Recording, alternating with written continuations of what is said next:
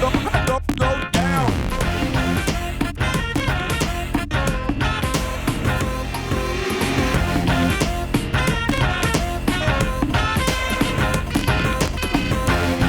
Six, five, four, three. Salut les terriennes, salut les terriens. Bienvenue dans votre talk du samedi soir. Bonsoir. Avec nous ce soir, 4 terriens de choix et un robot. Jean-Mi, ça tourne. Bon, excuse-moi, faut que j'aille bosser.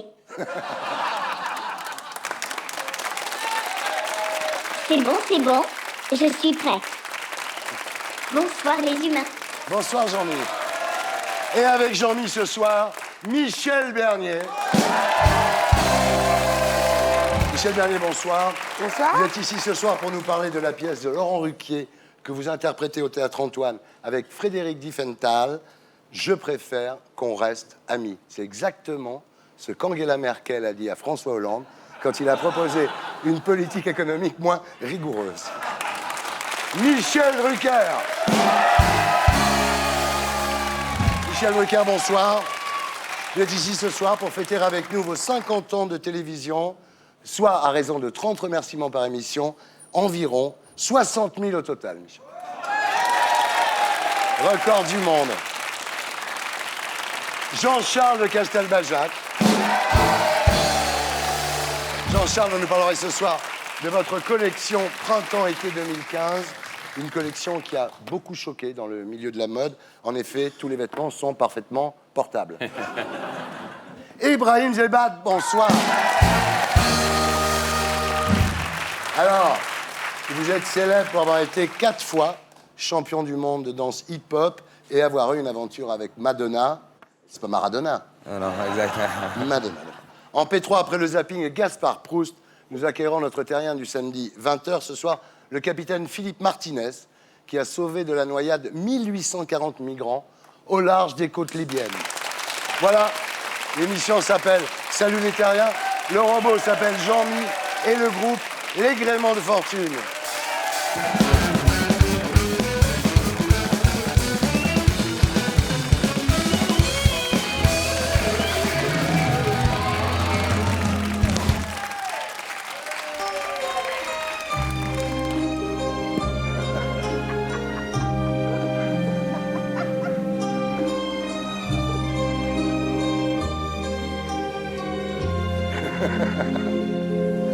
Mon invité ce soir, c'est le parrain de la télé, Michel Drucker, le Big Boss, le taulier, Don Drucker, mesdames, messieurs.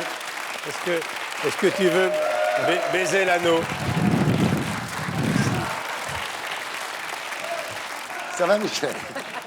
Michel Drucker, mesdames, messieurs, le lien entre l'ORTF et YouTube. Non, mais c'est vrai. Oui, Absolument. oui.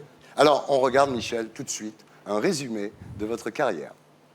Salut, aujourd'hui je vais vous parler d'une émission qui cartonnait à l'heure de la sieste le dimanche, Vivement Dimanche. L'émission était animée par Michel Drucker qui a commencé sa carrière en noir et blanc en tant que commentateur sportif. Et ce soir, c'est le match Marseille contre Saint-Etienne. Alors je rappelle que les verts sont en gris clair et les bleus en gris foncé. Michel Drucker devient la vedette des émissions de variété comme Star. Ce soir, nous accueillons Coluche, Dalida, Serge Gainsbourg et Mireille Mathieu.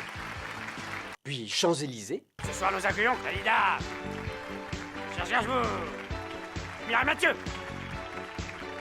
Star 90. Le concert de Jean-Jacques Gainsbourg, Jean-La Mireille, Mireille Mathieu. Vivement Dimanche et Vivement Dimanche prochain. Monsieur Mireille Mathieu. Bien sûr, en vous accueillant, on a une pensée pour Coluche, Dalida, Serge Gainsbourg, qui nous regarde là-haut. Michel Drucker a une astuce bien à lui pour garder en éveil son public. Alors maintenant, on va découvrir quelqu'un qui a débuté ici, sur ce plateau. La première télé, c'est Céline. Céline Dion. C'est comme un défibrillateur. Alors maintenant, comédien comique qui nous fait rire tous les dimanches, il est là, c'est Mathieu Maintenon. Mathieu Maintenon. Jean-Pierre Coff. Roger. Couchez. C'est pas loin de la vérité, franchement. Non, mais tu sais, il y a un fil qui est relié à la régie, et quand je chancelle un petit peu, Hop. j'ai la... Ah oui, donc c'est vrai. C'est Françoise Coquet qui m'envoie du 220. du 220. Alors, en 2014, donc vous fêtez, Michel, vos 50 ans de carrière. Et nous, ça fait 50 ans qu'on regarde le même mec à la télé, quoi. Tu te rends compte? Alors, vous avez refusé une émission hommage sur France 2. Mélina et la SNCF vous consacrent un wagon entier dans le train qui va parcourir la France pour raconter l'histoire de la télévision. Vous y êtes dedans. Ah bon? J'ai visité un wagon, mais il y a un C'est wagon. pas un wagon à moi. Non, mais vous avez deux places. En seconde. Alors, la semaine dernière, à l'occasion donc du lancement de ce train, TV Mag a publié un sondage établissant que vous êtes la personnalité la plus emblématique du petit écran depuis 1950. C'est-à-dire que vous êtes devant Léon Zitrone, Jacques Martin, Pierre Tchernia, PPDA.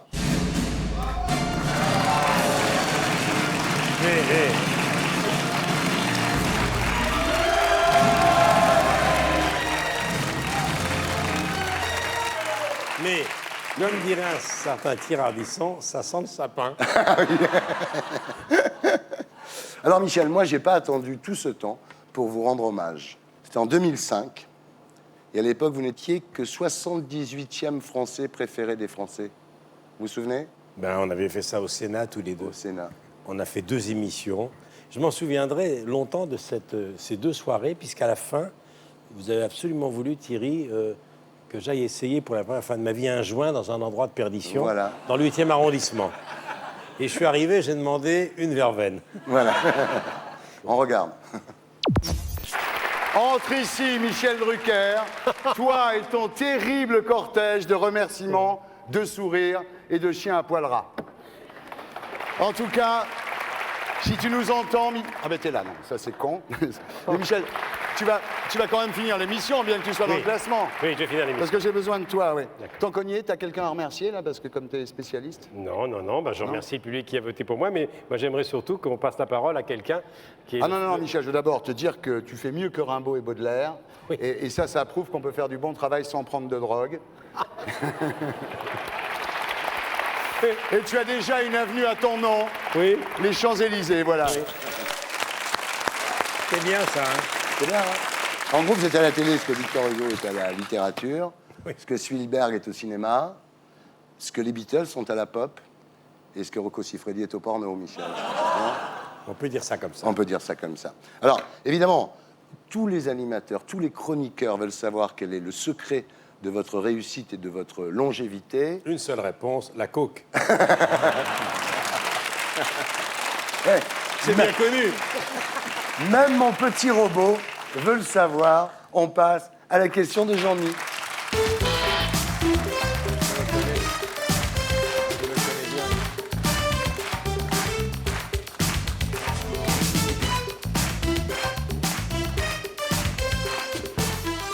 Donc, depuis la rentrée, Jean-Mi est chroniqueur dans cette émission. Et il voudrait savoir comment on fait pour réussir à la télé. Vas-y, Jean-Mi. Dis Michel, tu pourrais m'apprendre à remercier les invités et le public? Il faut toujours remercier le public parce que sans lui, on n'est rien. Je vous remercie. Voilà. Voilà. Merci. Si vous nous regardez. Ouais. Si tu nous regardes. Ah ouais. Merci, Jean-Mi, à tout à l'heure. Ah ouais. Ça lui fait plaisir. Ça lui fait plaisir.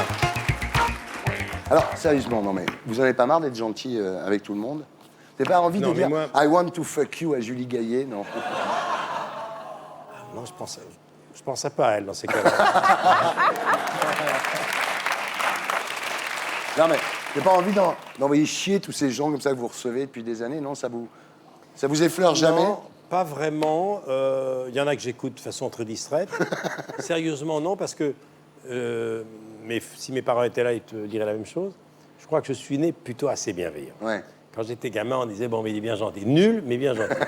Mais je suis un tardif qui a commencé tôt et je commence maintenant à être Oui, un à peu vous lâcher un désinhibé. peu, bien sûr. Un petit peu, Oui, ça un y est, petit oui, peu. ça Je suis au bord du piercing et du Ouais, tatouage. on voit bien, on voit bien qu'il y a un hasard. Tu peux le ramener fumer un joint, je pense que Je crois que cette fois, il va le faire, ouais. Je te promets que mon premier juin sera avec toi. Mais alors, il y a ceux qui vous harcèlent aussi, comme Dick Rivers, par exemple. Lui, Oh, c'est un sketch. ouais.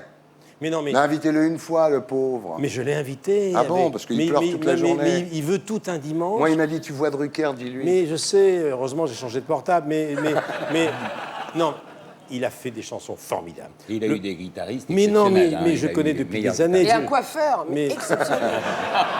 Et la gomina qu'il a. Mais je lui ai dit à Dick River, avec François, on l'a invité à faire une chanson de chansons. Il ne comprend pas pourquoi je ne consacre pas tout un dimanche, parce qu'il dit j'ai la même carrière qu'Eddie Mitchell et Johnny, et moi j'ai rencontré Elvis. Ouais. Mais je crois qu'il a rencontré dans un ascenseur, je crois. Dick, si tu nous regardes. Est-ce que tu l'as invité? Ah non, moi je l'invite pas, non, c'est pour toi.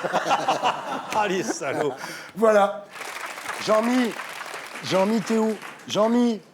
Je suis là. Ah, t'es là, mon petit. On voit bien mieux d'ici. Ah, ben voilà. Alors bon, Oh, ben reste-y. Bon.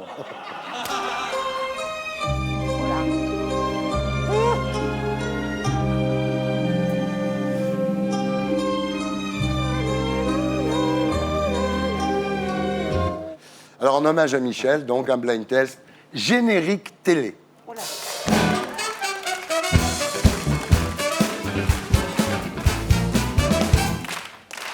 Didier, Les dossiers de Les l'écran. dossiers de le dossier de l'écran, Les dossiers de l'écran. Michel Bernier, 1 point. Elle faisait peur, cette musique. Dans le sondage Télémagazine, Oui. deuxième émission culte après Interville. Ah ouais. Et toi, t'es troisième, Oui. non? Avec Champs-Élysées. Oui, et après, il y a Bonnu les Petits, auquel je participe également. Didier,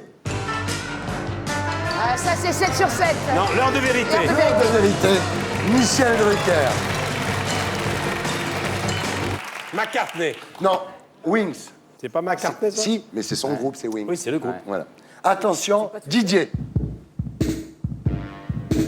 ces lunettes noires pour Bravo. nuit blanche. Bravo.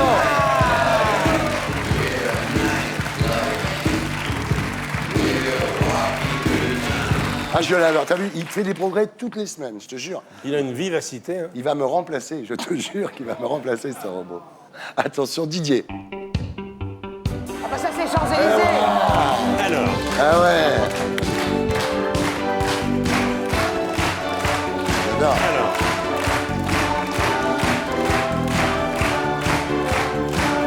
Combien on en a fait des Champs-Élysées? alors, je vais quand même rendre hommage aux auteurs. Oui. Jean-Pierre Bourter Ouais. et Jean-Claude Petit. Et ils ont écrit les deux derniers tubes de Claude François. Alexandrie, Magnolia, Alexandra et Magnolia. Magnolas Forever et Alexandrie, Mais Alexandra. ils les ont écrits, c'est-à-dire Voilà. qu'ils n'ont pas orchestré. Hein. Absolument. Faut le dire quand même. c'est Et ils très sont important. venus jouer ça chez moi à mon piano une fois et je lui ai dit mais c'est ça le tube. Et voilà. Et on a fait Champs-Élysées. Et voilà. Didier. Voilà. Pam, pam, padam, pam, pam. Ça, c'était Sacré Soirée, non? Michel Sacrée Bernier. Soirée. Sacrée soirée.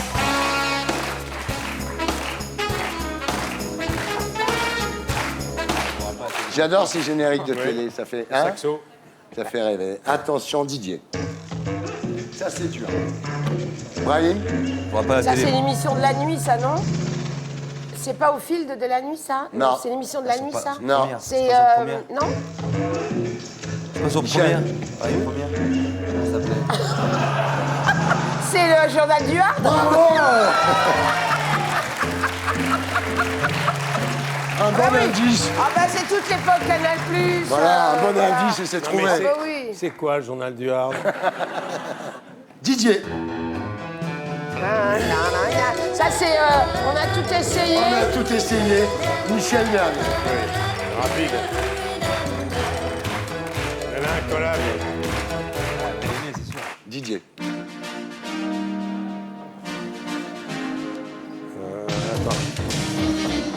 Ça, c'est le top 50. Top 50. Demain après-midi, je fête toute l'après-midi les 30 ans du Top 50 avec Gildas, avec Marc Tosca. Salut les petits clous. Le petit clou, oui, absolument. Bon, je pense que Michel Bernier a gagné de chez Gagné, non? Oh la main. Oh la main, oh la main. Bravo Michel. Alors justement, autre invité ce soir, dans le cadre de la série Les Grands Michel du siècle, après Michel Drucker, voici, mesdames, messieurs, Michel Bernier. Oh Michel. Oui. Je crois que c'est votre père, le professeur Choron, qui vous a appelé Michel parce qu'il était fan de Michel Drucker. En partie.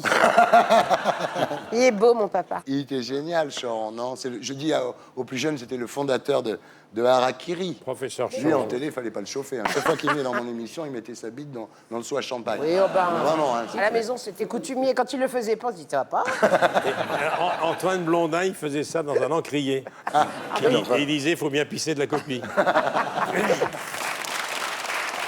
Alors, Michel, vous êtes actuellement sur la scène du Théâtre Antoine avec une pièce de Laurent Ruquier intitulée « Je préfère qu'on reste amis » avec Frédéric Diffenthal, mise en scène de Marie-Pascale Osterriette. Austerite. J'y arrive jamais, tu t'en Voilà. doutais. Alors, le pitch, c'est l'histoire d'une femme amoureuse de son meilleur ami. Un jour, elle décide de lui confier ses sentiments et il rétorque « Je préfère qu'on reste amis ». Voilà. Oui. Alors, vous dites cette phrase, je l'ai plus souvent entendue que prononcée, c'est vrai?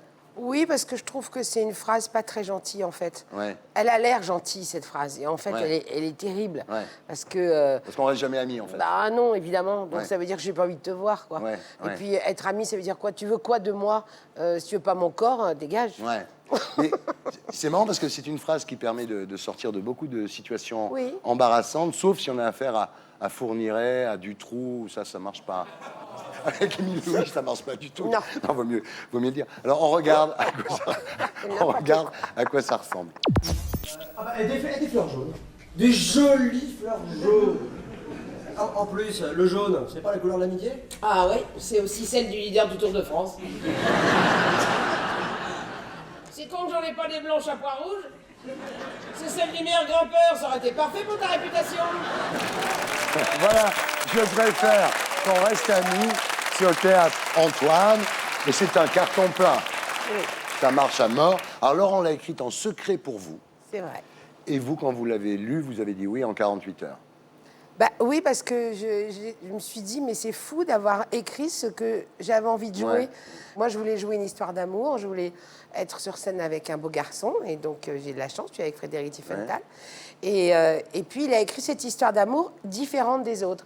C'est juste deux êtres qui s'aiment, et qui s'aiment, elle plus que lui, et en fait, est-ce qu'il ne l'aime pas plus, en fait? Ouais. Voilà. Oui. Alors maintenant, Michel, nous allons passer aux vrais amours. Voilà.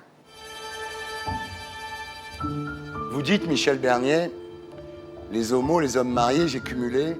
Je me suis juré que la prochaine fois, je sortirai avec un homme marié, mais ça sera avec moi. Ouais. Mais oui. J'aimerais bien me marier une fois, je ne l'ai jamais fait. Bah maintenant que vous avez marié votre fille, Oui, hein, c'est à votre tour. c'est ça. Vous avez envie d'être amoureuse, Michel. Grave. Ouais. Et qu'on soit amoureux de moi aussi. Ah bah, bien entendu, oui. Le problème, c'est que, ce que vous dites, les filles démonstratives de mon genre, ça effraie un peu les mecs. Beaucoup. Ah oui? Bah, je pense que c'est difficile pour une femme d'être drôle dans la séduction, on va dire. Ouais. C'est pour ça qu'on préfère souvent ces filles-là pour être des potes et pas des maîtresses. Ouais. Et que la notoriété chez une femme est aussi, je dirais, un petit peu difficile. Et puis, vous dites, je suis fusionnel, je veux tout de suite habiter avec l'autre, tout partager. Tout. Moi, je suis une grande passionnée, une grande amoureuse. mais Pour les moi, une mecs- histoire d'amour, c'est ensemble. C'est pas un peu dans ton coin et un peu dans le mien. Au bout de combien de temps vous voulez habiter avec le mec? Là, maintenant, Ah, c'est pas je couche le premier soir, c'est j'habite. j'habite le premier soir. D'accord. Non, ce qu'il faut dire en ce moment, c'est qu'il y a du positif.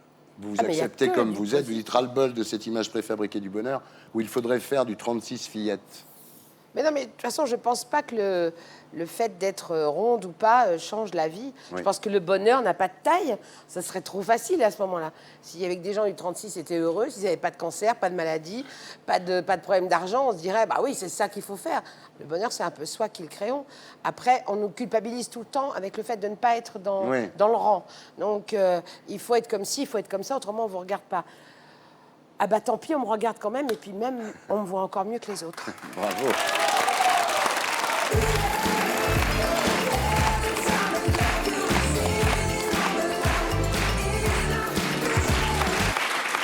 Jean-Charles de Castelbajac, rebonsoir. Bonsoir. Non, Jean-Charles, sérieusement, j'ai failli vous mettre en TTO cette semaine, parce que c'est vrai que depuis votre séparation avec Marie-Eva Galanter, on vous voyait moins dans la presse, vous êtes revenu à votre vrai métier, il faut dire. C'était donc pas compagnon d'une Miss France, votre vrai métier, non? Mais j'ai jamais été compagnon de Miss France. Mareva, c'est d'abord une comédienne, une chanteuse. Miss France a été une étape, voilà. Oui. Et on est restés très amis, et c'est quelqu'un de tout à fait formidable. Jean-Charles, vous êtes depuis 40 ans l'un des plus grands créateurs de mode en France et dans le monde. Vous avez habillé les plus grandes stars, de Farrah Fawcett à Lady Gaga, même le pape Jean-Paul II. Absolument. Que J'ai vous- habillé un saint désormais. Alors, le diable s'habille en Prada, le pape en Castelbajac, donc, et Jésus, où c'est la halle aux vêtements? Non. Pauvre Jésus. Pauvre Jésus. Jésus, c'était... Au début de ma carrière, j'avais fait grand scandale à 18 ans parce que j'avais déposé le nom de Jésus. Oui. Et j'ai fait à ce moment-là, c'était mon époque très rock'n'roll, une collection de jeans qui s'appelait Jésus. Mais on s'en souvient très bien. Et on avait affiché face au Vatican, heureusement il l'avait oublié lorsqu'on m'a demandé d'habiller le Saint-Père, des affiches avec le derrière de Pat Cleveland et de Donna Jordan où il y avait écrit « Qui même me suivent, Jésus Vous êtes à la fois très anticlérical et très ». Un Un peu iconoclaste parfois. Alors, après vos débuts, vous avez utilisé des éponges, des serpillères, des toiles cirées. L'appropriation. Ce qui m'a intéressé, c'était de traduire tous mes souvenirs d'enfance, mes souvenirs de pension, cet art du petit rien, la corde, l'élastique. Et La ma bande première Velpo. veste, la bande Velpo, mais ma première veste a été surtout l'autodafé de ma couverture de pensionnaire, dont j'ai fait une veste. Voilà. Voilà. Ensuite, il y a eu la période pop art. Ça, c'est qu'à partir de BD 80. Toons. Il là, alors, vous présentez une collection très géométrique, très simple. Retour à mes bases. Voilà, on regarde à quoi ça ressemble.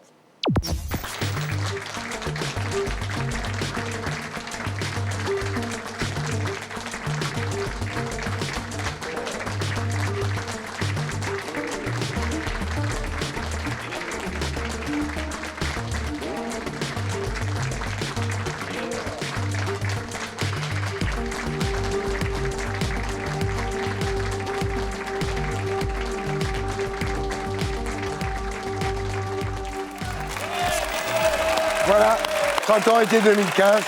Jean-Charles de Castelbajac. Alors Jean-Charles, vous êtes, il faut le dire, je crois, hétérosexuel. Oui, ça on peut l'affirmer. J'imagine que dans le milieu de la mode, ça n'a pas dû être facile à faire accepter. Thierry, j'ai toujours été différent. Ouais, c'est vrai qu'au début, vous faisiez croire que vous étiez fan de Madonna, vous disiez mon chou, comme ça, pour Jamais. juste pour vous faire accepter par les autres. En tous les cas, vous habillez Lady Gaga. Oui, j'ai beaucoup travaillé sur le clip téléphone. Ouais. J'ai travaillé récemment sur C'est très cool quand même de sa part d'avoir un ami hétéro, non? Alors, vous venez d'une vieille famille nobiliaire. Hein. qui a célébré il y a 20 ans son millénaire. C'est pas notre musique. Vous êtes parent avec Monsieur de Fursac? Je ne suis pas parent de Fursac, mais ça doit être un Gascon. Sûrement, sûrement. Alors, vous êtes chevalier de la Légion d'honneur, commandeur des arts et lettres, chevalier de l'ordre national du mérite. Et votre plus belle récompense, ça restera quand même Mareva Galanter, non? Sans doute. Pourquoi pas Sophie Talman? Elle préfère l'équitation, je crois. Bonne réponse. Alors Mareva, donc, c'est fini. Mais rien n'est jamais fini, vous Ah bon? savez. Mareva, c'est pas fini, elle continue sa vie. Avec Arthur? Oui, avec le roi Arthur, absolument. Ouais. Vous n'avez pas un pincement au cœur quand même quand vous la croisez dans une soirée avec un autre? Non, honnêtement. Oh, mais non, pas du tout. Pas du tout. Pas du tout, Thierry. Sûr. Thierry me fait ce coup-là depuis 40 ans.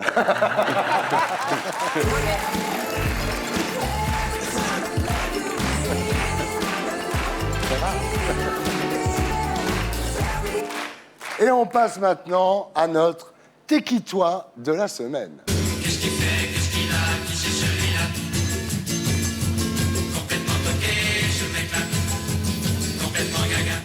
Alors, Brahim, né à Lyon le 6 septembre 1986. Exact. Salaud. C'est pas de ma faute, hein. Père algérien. Exact. Vous l'avez pas tellement connu, votre père? Non, hein? pas tellement. Pas trop, quoi. Hein? Moi, j'étais très jeune quand il est parti. Ouais. Mère française, Oui. assistante maternelle. Exact. Vous grandissez dans le quartier Mermoz, à Lyon. L'école vous emmerde. Un petit peu. Ouais, vous ennuyez, quoi. Hein? Ouais, trop de règles, trop de... C'est pas votre cam, l'école. Donc vous rêvez d'être footballeur. Mais comme vous supportez pas les ordres, ça marche pas non plus. Non, le coach était un peu trop... Ouais. Courir, faut tourner comme Ouais. tout le monde, c'était un peu chiant. Alors bien sûr, il y a le deal, mais vous dites, Je vais pas rajouter des problèmes à ma mère, Ouais, quoi. on en avait déjà assez, donc il fallait pas faire Ouais. ces histoires. Pourtant, il y a des copains à vous qui gagnent du blé avec ça. Ah, énormément, C'est bien, vous avez été un bon fils. j'espère. À 10 ans, vous découvrez le breakdance et vous serez 4 fois champion du monde. Bravo. Bravo. Ensuite, vous serez consultant artistique sur la comédie musicale Robin des Bois. Et puis, à partir du 29 octobre, vous serez en tournée dans toute la France. 3 et 4 novembre au Casino de Paris avec votre spectacle qui s'appelle Rocky Tall. Ouais, et je sors des répètes juste avant d'arriver ici. On va en parler, mais d'abord, il faut signaler aussi que vous avez été le danseur de Madonna, vous avez été son boyfriend. Ouais. Alors, Madonna est la femme qui a vendu le plus de disques au monde. Et question ménage, elle est assurée ou pas? Ah, ça va. Ça va? Ouais. Elle range ses affaires? Ouais, range un peu tout, ouais. Elle fait du repassage aussi, non? Bon, bah, ça, il a pas le temps pour ça. Elle n'a pas le temps, mais si elle avait le temps, elle le ferait. Je pense bien, ouais. Dans l'intimité, vous l'appeliez comment? Sérieux? Chouchou? Bon, Lapinou? pas du tout, non. Mais Madonna, quoi. M. M. Ah, ben voilà, M. Ouais, M. C'est quand même dingue, les Français. Regarde, Scarlett Johansson, elle était avec un Français. Nathalie Portman était avec un Français. Madonna était avec lui. Donc on a peut-être plus les meilleurs écrivains, les meilleurs cinéastes, mais question baise. On avait beaucoup. Et vive la France. Alors, vous l'avez rencontré le 22 septembre 2010 chez Macy's à New York. C'est là où j'ai fait mon premier spectacle pour elle. Ouais. Et elle vous dévorait des yeux. Bah, j'étais à fond dans mon show, donc je la voyais pas vraiment si elle me dévorait des yeux, mais c'est Ouais. ce qu'on m'a dit. Ouais, c'est ce que j'ai cru entendre dans les coulisses. Le problème, c'est qu'elle a 28 ans de plus que vous. 8 ans de plus que votre mère. Elle fait la gueule, votre mère. La gueule, bah non. J'ai de la chance d'avoir une mère comme j'ai. C'est toute ma vie, elle m'a laissé faire ce que je voulais. Elle m'a dit si c'est le bon choix pour toi, vas-y. Donc c'est exactement ce qu'elle m'a dit. Mais bon, elle n'était pas d'avis à ce que j'ai. J'avais déjà un peu peur quand même. Maman, je voulais te dire, je vais te présenter quelqu'un. Surtout Oui. qu'elle aimait bien la musique, surtout. C'est Madonna. Oh, arrête un peu. La première rencontre, c'était... C'était sympa. En vacances, sympa. Enfin, en tous les cas, c'est là que vous faites le Super Bowl. Alors ça, c'est énorme. Ouais. C'est-à-dire que vous avez dansé devant 114 millions de téléspectateurs. C'est-à-dire que si on additionne tous les spectateurs de Michel Drucker depuis 50 ans, on doit arriver à ça, non? Super Bowl, c'est l'émission la plus suivie De C'est tous les temps. Audience planétaire. Et puis un jour... C'est le drame. Ça le fait marrer, lui. C'est pas drôle. Ça veut dire qu'il fait marrer. Et voilà. C'est la vie. Ah, putain. Vous avez souffert? Non, je veux dire, Bon. par rapport à Jean-Charles et Maréva. Non, moi, ça va plutôt cool. Ouais. C'est reparti. Non, Non, personnellement, non. vous n'avez pas souffert. Ça s'est bien fini, donc quand Ouais. ça se finit bien, tout va bien. Vous étiez avec qui maintenant? Céline Dion? Non? Pas du tout. Je Pas suis du tout. Seul. Tout seul. Seul Ah au ouais. monde, ouais. Ah bah les filles. Michel. Moi, j'adore la danse. Ah oui. Je sais danser.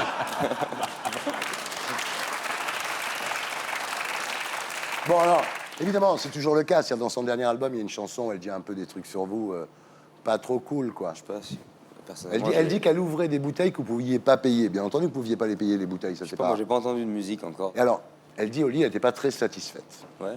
Je dis ça pour Michel. Mais on est sûr que c'est de lui dont elle parle? Pas sûr. Pas sûr. Est-ce que les chorégraphies étaient aussi bien au lit que sur scène? Ça vole. Et après, il y a eu ça.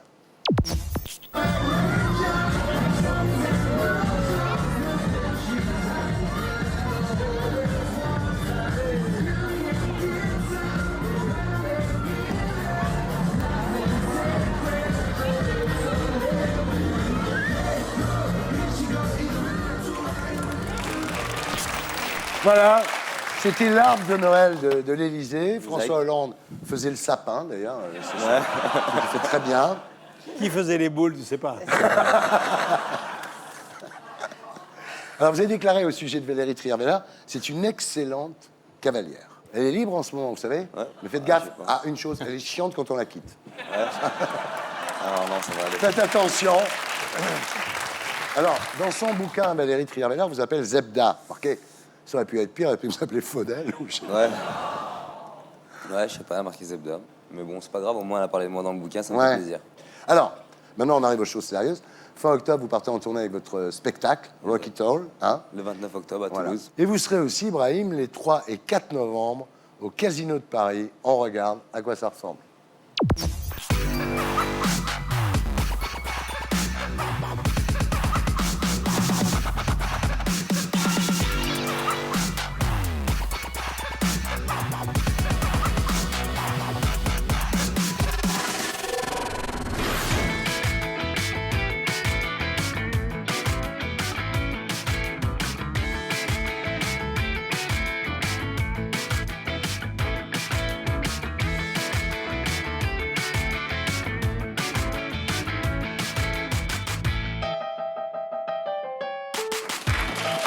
Bravo, bravo. Merci. Bravo. On passe maintenant à l'édito de Blacko. Et c'est le patron de Télé 7 jours, Thierry Moreau, que nous retrouverons sur ce plateau après le Magnéto. Ce soir, nous poserons la question, la télé publique, c'était mieux avant ?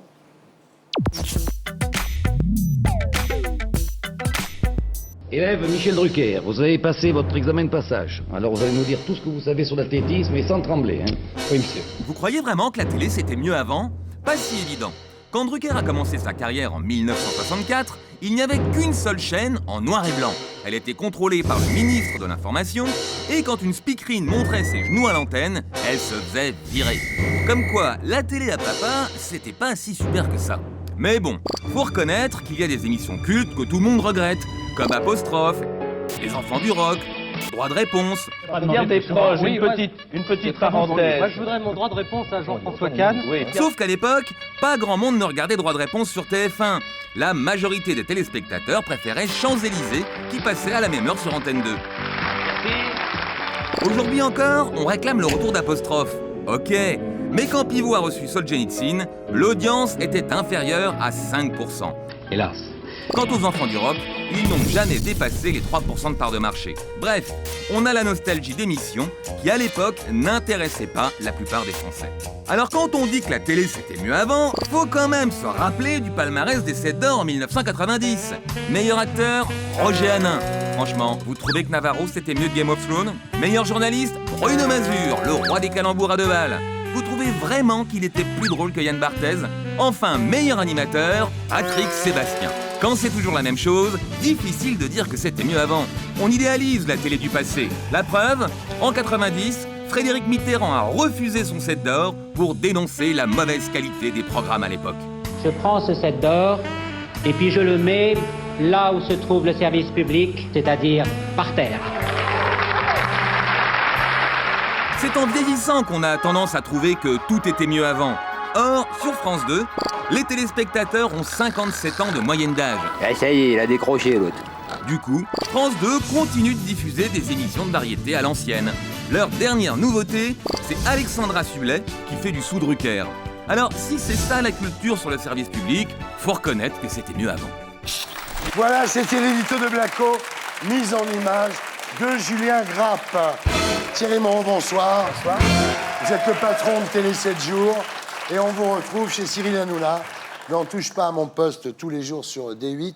Bienvenue parmi nous. Merci. Alors la télé, c'était mieux avant. Michel, vous qui étiez là avant, puisque de toute façon vous avez toujours été là, l'âge d'or, c'était quand ?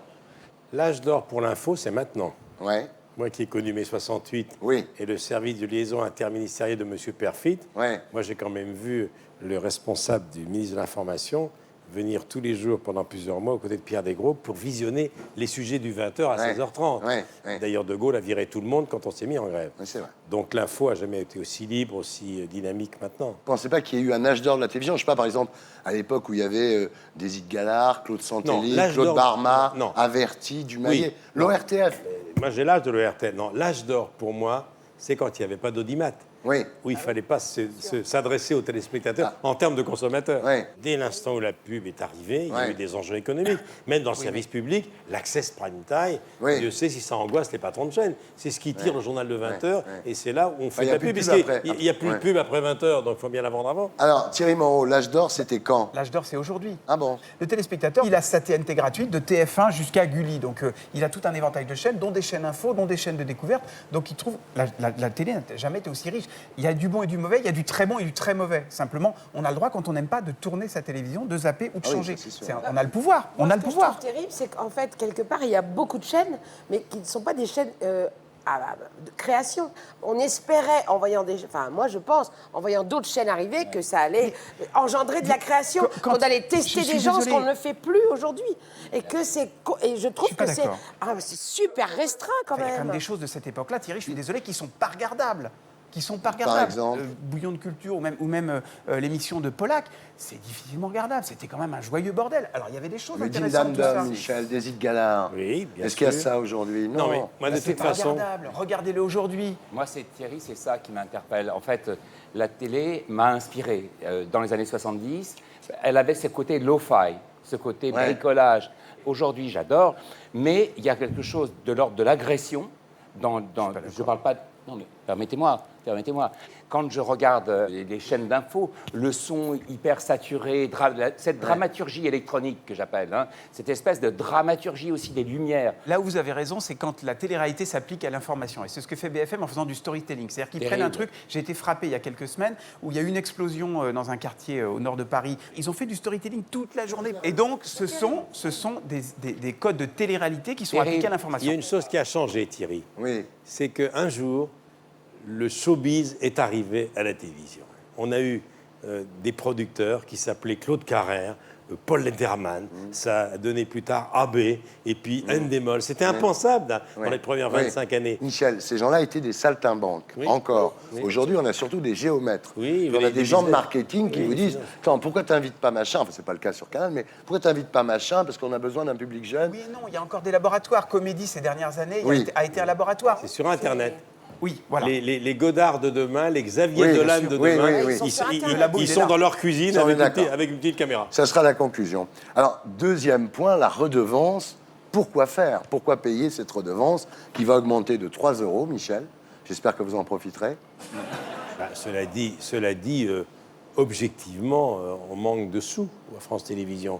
Je ne sais pas qui a eu cette idée géniale d'enlever la pub après 20 heures. C'est Sarkozy un jour où il ne savait pas quoi dire. C'est-à-dire que, non mais sérieusement, non, mais il a fait une conférence de presse, il ne savait pas quoi annoncer, il a dit ça, c'est vrai. Ses conseillers ne savaient pas du tout. Il a improvisé. Il a décidé ça, C'est oui. une façon d'asphyxier Quelques heures quand même avant. cette machine. Oui. Pas de pub après 20 heures. Alors justement, Michel Drucker, qu'est-ce qui différencie la télé publique de la télé privée? Ah, il y a une grande différence quand même. Quand j'ai fait Studio Gabriel, j'ai ramé pendant 3 mois et la une des journaux, c'était le flop de la rentrée. El Kabbach, qui a été très sympa, nous a dit « Prends ton temps ». On est resté 5 ans. Dans le privé, j'étais viré, vraiment. Bien sûr, on a un peu plus de temps sur le service public. Des émissions comme La Quotidienne de France 5 ou Midi en France, on les laisse plusieurs mois pour s'installer. Plus belle la vie, bide pendant Mais bien un sûr, an. un an. Bide pendant Enfin, un an. cela dit, ils ont changé tous les scénaristes au bout de quelques mois. mais On se c'est passe. d'accord, c'était un bide. Oui, Bien enfin, sûr. ceci étant, moi, les 2 premières années ici, c'était pas brillant et Canal m'a donné une 3e année. Non. Bien. Alors, 3e point. Où est passée la culture? Je pense que quand une émission s'affirme comme étant une émission culturelle, déjà, elle va dans le mur. Elle est où la culture aujourd'hui? Sérieusement, il y a Aïda Touiri, Oui, qui fait un bide absolu. un bide absolu. Ce Tadei. soir ou jamais, qui est un truc pas regardable. Enfin, Oui. on s'emmerde. Voilà. Qu'est-ce qu'il y a d'autre comme émission y a pas culturelle? grand-chose. Non, il n'y a rien. Non, mais l'émission de Tadei, il faut qu'elle... non, moi, j'ai toujours peur de ça, que sous prétexte qu'il faut que ça fasse de l'audience, que tout d'un coup, on se prive de petites parenthèses qui Oui, mais moi, ce qui me existent fait peur, encore. c'est la parenthèse Voilà. où on dit attention culture. Mais Ça, Thierry, c'est moi, pire. Je suis d'accord, je suis d'accord. Est-ce que le service public, finalement, ne devrait pas injecter de la culture dans tous les programmes? Bien sûr, Que ça soit des jeux, des variétés, a fortiori des émissions culturelles. Bien sûr. Conclusion, Michel Drucker. C'était pas mieux avant et ça sera mieux demain. Oh. Tu seras là? Dans 10 ans, je reviens, on sera encore tous les deux. Ah oui, bien sûr. Salut les terriens dans 10 ans, hein, avec un bon déambulateur. Thierry, merci d'avoir été avec nous. Jean-Charles, merci d'avoir été avec nous. Et nous accueillons notre terrien du samedi 20h. Ce soir, Philippe Martinez. Philippe Martinez, bonsoir. Alors, depuis janvier 2014, plus de 3000 migrants sont déjà morts en Méditerranée en essayant d'atteindre les côtes européennes. Philippe, vous étiez capitaine d'un navire de remorquage en haute mer et cet été, alors que vous naviguiez au large de la Libye pour ravitailler une plateforme pétrolière, Vous avez sauvé 1840 personnes de la mort. Vous nous raconterez votre histoire à 20h. Et maintenant, j'accueille Gaspard Proust pour Elle est pas belle la vie.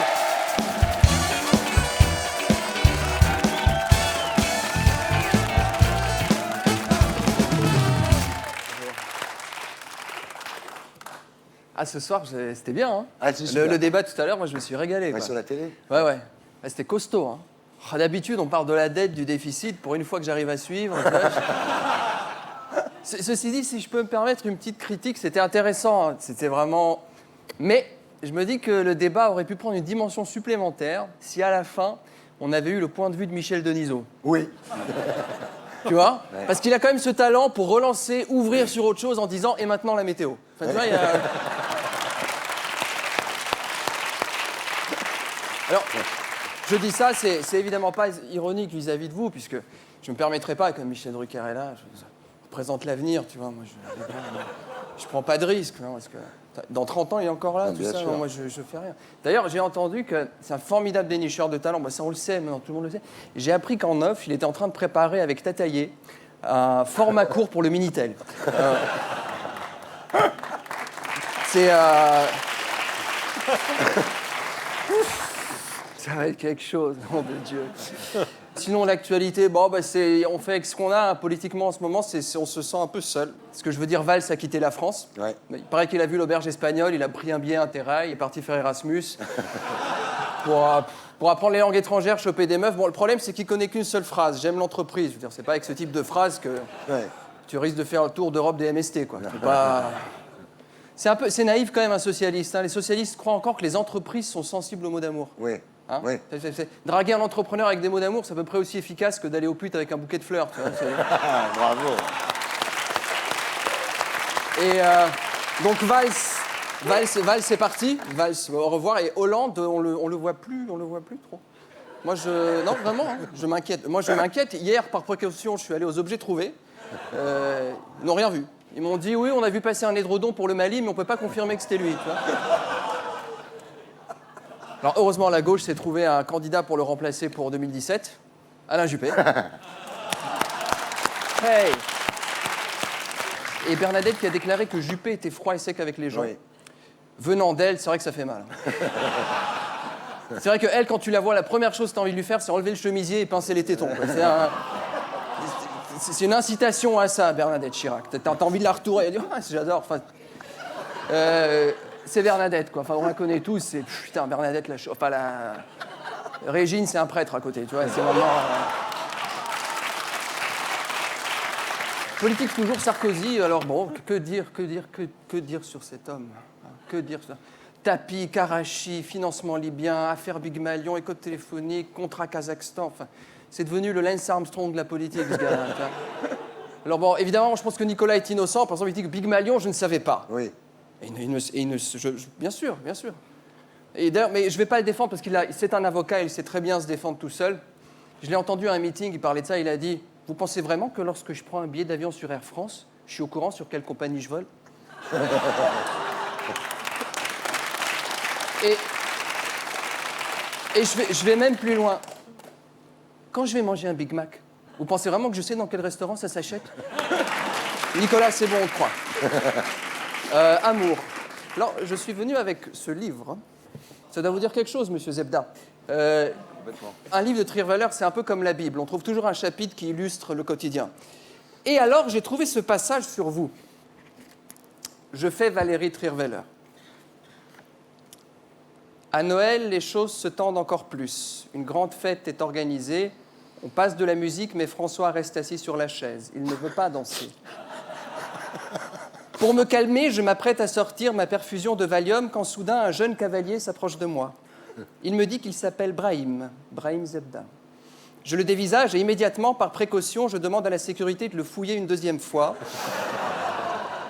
et à François d'aller mettre l'antivol sur son scooter.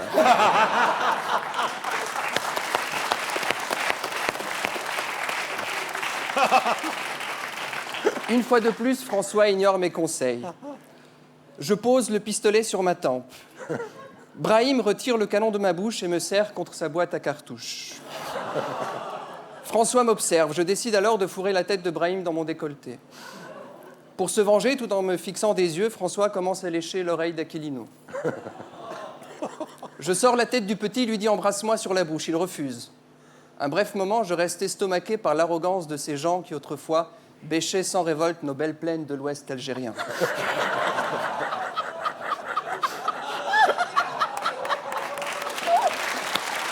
Voilà. Quand on me parle d'amour, il y a la manif pour tous qui a aussi eu lieu il y a quelques semaines. Ils sont redescendus dans la rue. Quand tu les vois, tu comprends que c'est pas eux qui vont libérer Alep ou Damas. Hein. C'est pas. Ouais.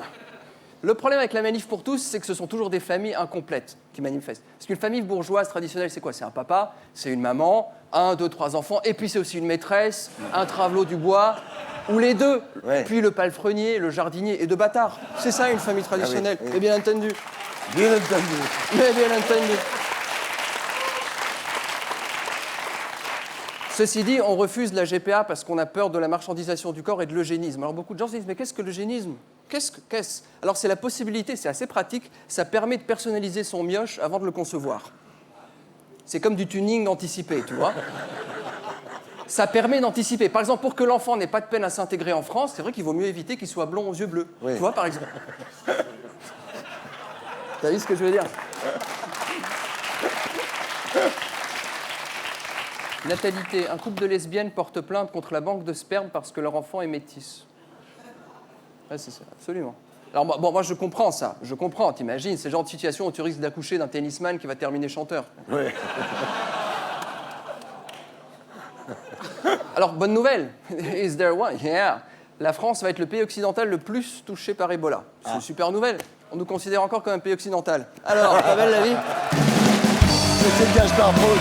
Je vous retrouve ici la semaine prochaine. Et d'ici là, sur canalplus.fr. On passe maintenant à notre terrien du samedi 20h.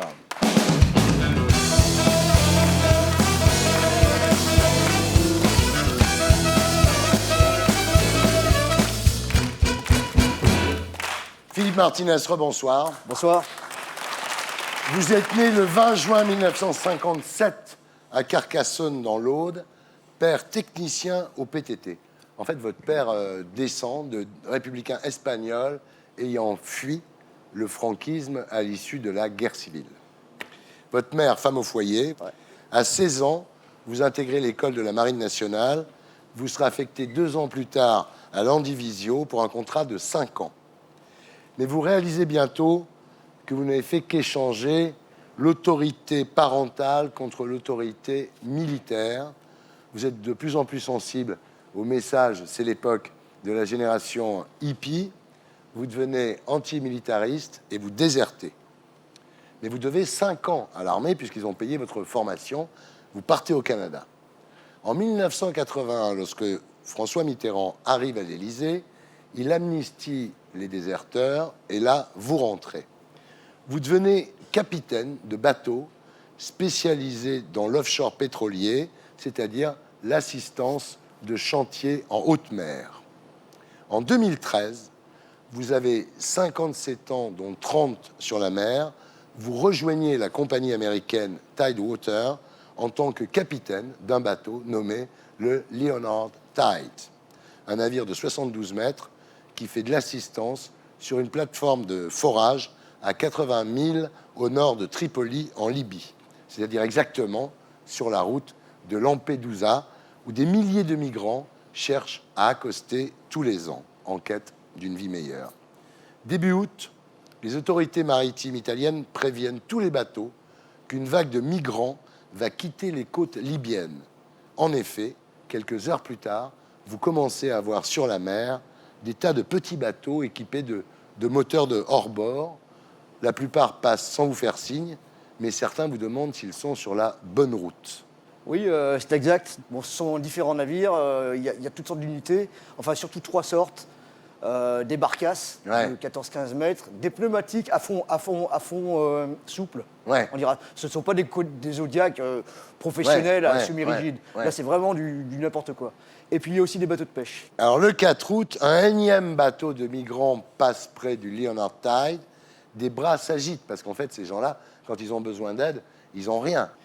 Vous faites mettre un Zodiac à l'eau avec 2 officiers, et là, bientôt, ils vous disent par radio qu'ils trouvent les migrants exténués, déshydratés, affamés, il n'y a plus d'essence, ils n'ont pas de compas, ils n'ont pas de boussole, ils sont à 150 km des côtes libyennes et à 300 km de Lampedusa, ils sont condamnés, quoi. Ouais, disons que ils sont en très mauvaise posture, ils n'ont pas de pilote pour les diriger, le pilote les a abandonnés, et nous conférons très vite, ça se passe très vite, dans la minute qui suit, nous prenons la décision d'embarquer tout ce monde à bord. Oui, c'est-à-dire qu'il y a des hommes, des femmes évidemment, mais des femmes enceintes, il y a des enfants. Il y a toujours environ, sur ces bateaux, environ 25% de femmes et d'enfants et 75% d'hommes. Ce qui est incroyable, en fait, c'est que avant de monter à bord, les migrants vous demandent où va le navire. Parce que si vous aviez dit le navire va en Libye ou en Tunisie, ils ne seraient pas retournés. Ouais, ils ne seraient pas montés à bord déjà. C'est-à-dire qu'ils préfèrent mourir sur leurs embarcations de fortune, disons. Ou dans l'espoir qu'un autre navire, peut-être faisant route sur un autre pays, les recueillera, je ne sais pas. Mais ils ne veulent pas retourner là-bas. Ah non, ça c'est hors de question. La raison, maintenant, on la connaît, parce que par la suite, j'ai pu interroger des gens qui se trouvaient à bord. C'est que sur place, ils sont casés dans des camps le long de la côte. Donc lorsqu'ils sont dans ces camps, ils sont traités comme des esclaves. Ouais. On les fait travailler sans être payés, ils sont nourris avec une tartine et une portion de vache qui rit ou un ersatz de vache qui rit. Ils sont battus, ils sont frappés. Alors dans la même journée, vous allez porter secours à 2 autres bateaux en détresse, un petit Zodiac à fond souple et une grosse barcasse pleine à craquer. Et alors là, il vous raconte comment les passeurs les abandonnent. C'est-à-dire qu'en fait, le passeur, il est sur le bateau avec eux. À un moment, il y a un autre bateau qui vient et il dit aux migrants je vais voir pour votre ravitaillement, comme s'ils avaient prévu du ravitaillement. Sous un prétexte quelconque, voilà. Il va s'approcher de Et une navire. fois qu'il est sur le bateau, il ne revient pas. Voilà. C'est-à-dire que ces gens-là restent complètement livrés à eux-mêmes au milieu de la mer. Ouais. Donc ça, c'est l'histoire qu'on nous a racontée. Je n'imagine pas que c'est le cas de tous les migrants et de tous les passeurs. Parce que nous avons vu de nombreux bateaux, quand même il y en a 100 000 qui sont arrivés à Lampedusa sans encombre. Donc ça veut dire qu'il y en a quand même qui réussissent le voyage. Ouais. Certains passeurs sont de mauvaise foi, certainement, et c'est sur ceux-là que nous sommes tombés. Ouais. Voilà. Alors le bilan de cette journée du 4 août, Philippe, c'est que vous avez sauvé 784 personnes. Voilà. Ça, c'est extraordinaire.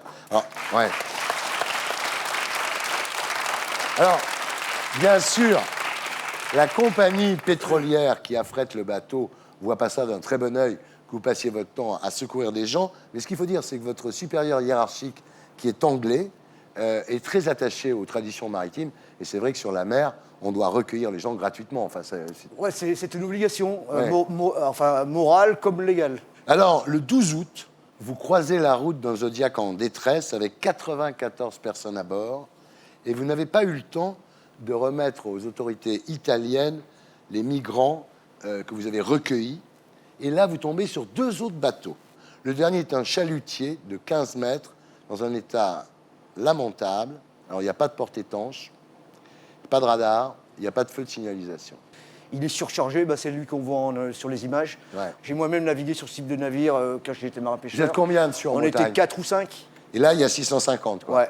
Et on ne voit que là, sur les images, vous ne voyez que ce qui est en surface du navire, sur le pont et sur le toit de la passerelle. Ouais. Mais l'intérieur est plein. Ils sont autour de la machine, ils sont dans les cales à poissons.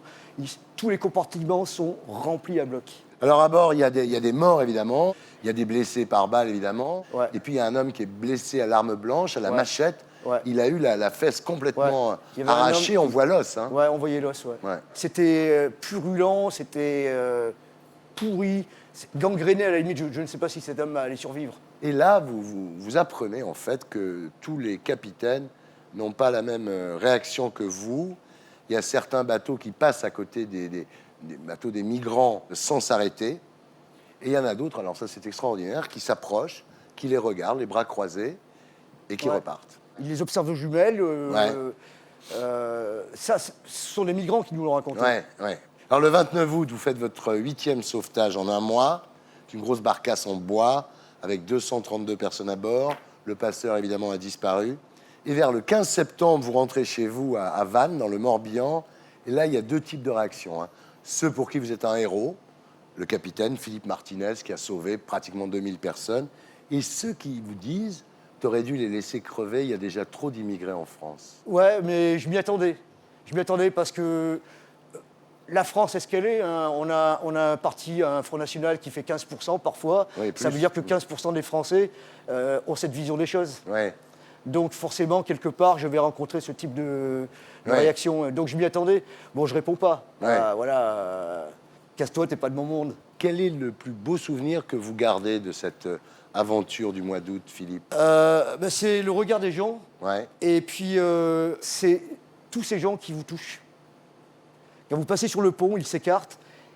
Et c'est comme la mer Rouge qui s'ouvre et qui se referme sur vous. Et alors, ils vous touchent tous. Ils vous touchent le crâne, ils vous touchent les jambes, ils vous touchent les bras, ils vous touchent les mains.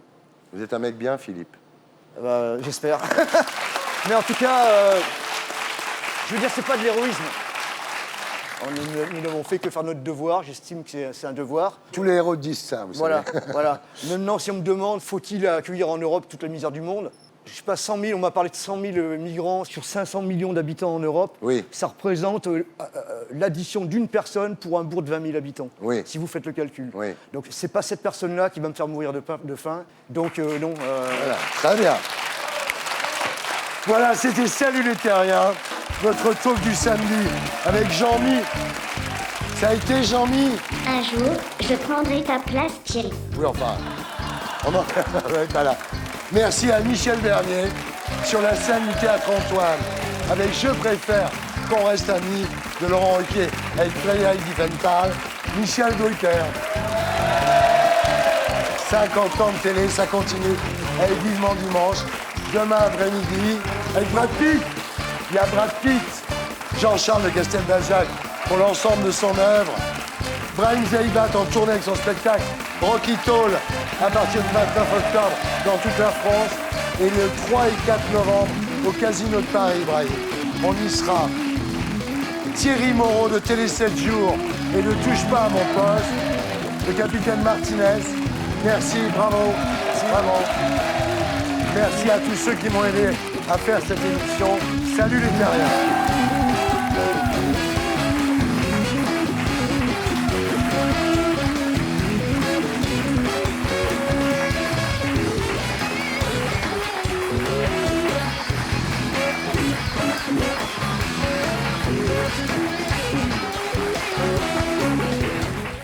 Et pour être sûr de ne rien rater de Inarditube, abonnez-vous et mettez un pouce bleu.